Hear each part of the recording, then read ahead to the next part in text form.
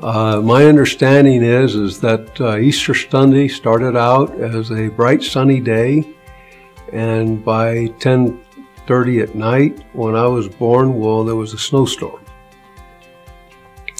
And I don't know whether it was I was born on a Sunday, and I don't know whether it was the week preceding that Sunday or the week following that Sunday that the papers were signed, but I'm sure that the negotiations were going along prior to that. But I think that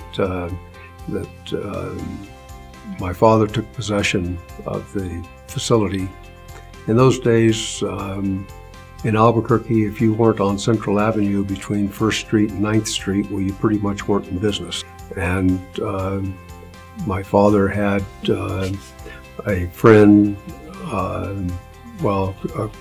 two guys. It was a company called Anderman and Glazebrook, and they organized the purchase of White Eagle.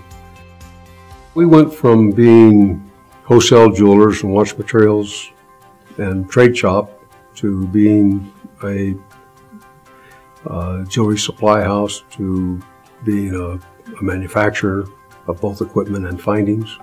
We got so busy when Indian jewelry got popular that we had like a butcher shop. You had to come in and take a number to be waited on, and people would actually come in and take a number and then go down to the corner and eat lunch and come back, because it took that long to get service, because we were just swamped. And so every day we came to work and there was a line waiting to get into the building. And we were like that until the end of the day, when we locked the door and waited on the people that remained inside and let them out one at a time. And we thought that's the way the world was, because we were all kids in our 20s at the time and had no other experience in business. But fortunately, we had a wise old man among us, my father, who kept reminding us on a pretty much a daily basis that this would not last, and that we needed to be thinking beyond opening the door up and being pummeled by the crowd that wanted to get in. While we were still at 115 Edith, we started a bit of a mail order experiment to see whether or not we could make that work. We recognized what we really needed to do was to go somewhere, get out of the regional over-the-counter business, and of course mail order was where we wanted to go. We knew nothing about mail order.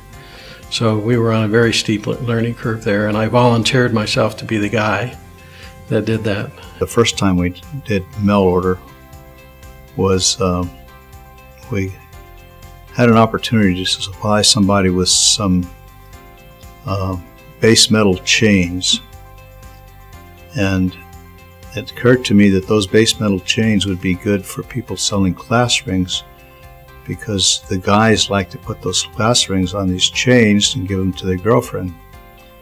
And so we started out just selling these base metal chains all over the country, and that sort of worked for us. And so that encouraged us to get started in the silver, and then we added on the findings, then we added on the tools, and Eddie was into the equipment thing, and we were bold enough to actually sell equipment on a national basis. When I joined Rio Grande, what I was studying was photography, and so it was great to have a creative outlet. It was enormous fun for me to figure this out and to create the marketing materials. And I was the marketing department at that time. I was the copywriter, I was the layout artist, I was the photographer. I was the circulation manager. I did it all. It was a great experience. When I got involved would have been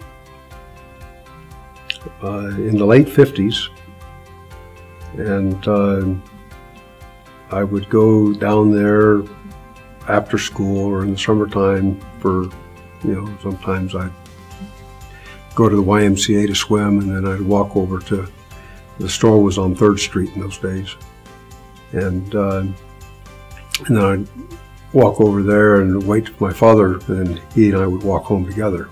When I came into the business in the late 60s, I was the guy who went out on the road, and I would call on all the jewelers, and I would go to I had 4 different trips. One was to the west, one was to the northeast, one was to the southeast, and one was to the southwest.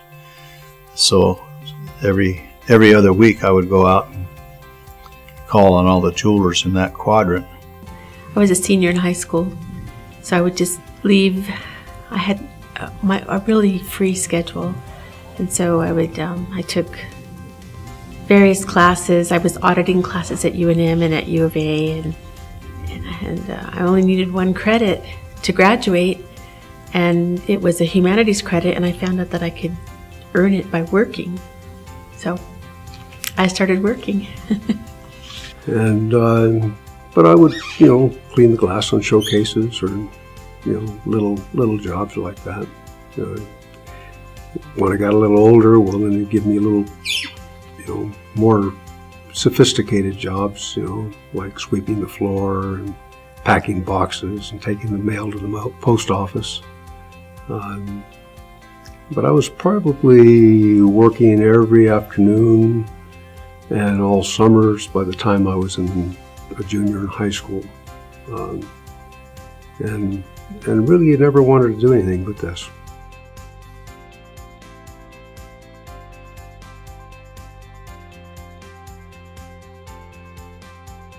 When I was a really little girl, I would come in occasionally to Edith Street.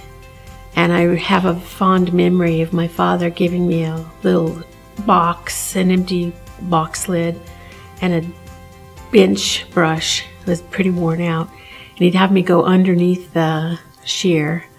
And I was small enough I could get under there better than anybody else, and surely not him. And so I would sweep very carefully and get everything cleaned up and put it in the box. My job was to put it in the box, because it would be full of lint and dirt, but it would also be a few pieces of silver and precious things, and he would sort through it. And my memory is that he always found a stone. There would always be a little rhinestone or a little piece of turquoise or something, and he would always give it to me. So whenever I did it, I knew, after a while, I knew there'd always be a stone in there, so I put everything in there. And I knew that when I put a stone in there, it was probably going to be mine. And later on, I think about it, and I'm like, well, how would a stone get on the floor? I think he planted the stones there so that I'd sweep it all up and be delighted to do so. So I was about this high, and I remember that there was a black and white check floor in the place. The store was on Central Avenue in those days, and up front there was a gum machine, and I was very interested in that gum machine. And I would beg a penny from my father, and if I happened to get a licorice, a black gumball, well, I could trade it to him for 2 pennies. And it didn't occur to me until I was an adult that I never saw him chew gum. So, it was kind of like a little lottery, but it was lots of fun. When he was 80 years old, he was still working, and we had a company picnic, and I remember one of the things I remember really well is that he played baseball and he hit it. Somebody gave him a really good pitch, and he hit it, and he ran to first base. It was fun to see that.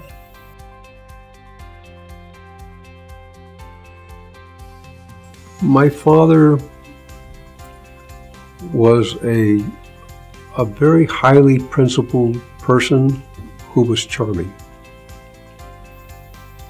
He was a very warm person, and he had a reputation for being extremely honest. He was very fair, and he would talk about how important it was to be honest.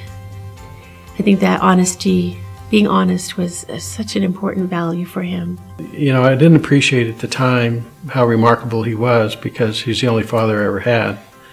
But when I became exposed to the industry and to other family businesses and the trials and tribulations of moving from one generation to the next that they were experiencing, I realized what a remarkable guy he was. He never told us we were making a blunder. He just asked us a lot of questions. He used the Socratic method to bring us around to where we needed to be. He would say that in our industry, it was even more important than any other attribute or any other industry would value, perhaps honesty. I think his greatest legacy is the way that we manage the company. And it was a matter of taking what he did intuitively and institutionalizing it as participative management, and the way that we treat each other. The set of principles, I think, have their roots in the values that he instilled, not just in us, but other people around him. That's rubbed off on the whole company. It's become, the guiding, we have our principles that we've written down, and it took us months.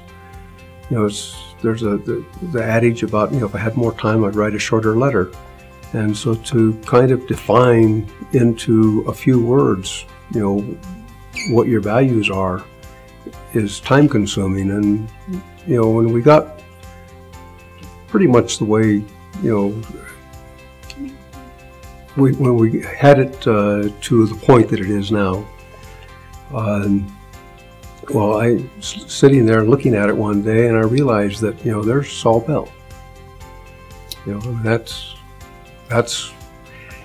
what I learned growing up, and had never articulated it. Just did it because that was the way to do it. And I think that's a pretty good thing to have grown up with.